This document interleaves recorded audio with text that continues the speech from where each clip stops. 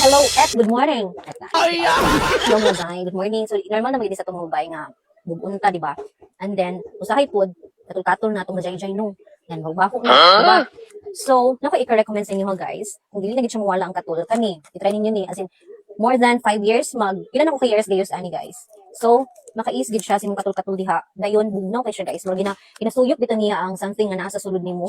So, kung namoy gina-feel ningon ana nga murag feeling niyo nga wala ay solusyon, nga walay result, i-try ganin ninyo guys. Barato na nito, 20 pieces ang sulod aning panty liner, and then nara ka sa 200 plus I guess. Pwede pud ka magkapalit og kanang individual, and then naapod tay napkin, no? Kung guguntay na. Kayo no na guys, kung sa mutungog sa dili, di po kung mamugos no. Kaya naman itong ginagamit ng mga napkin is gikan na siya sa garbage. I-recycle, so muna siya kung nabalaan, pero depende na po na sa inyong mutungo, di ba? So why not mag-use the everyday liner nga organic, and then dili makahatag og cancer sa atong lawas. So, i-try ninyo na. Daghan ko og salamat.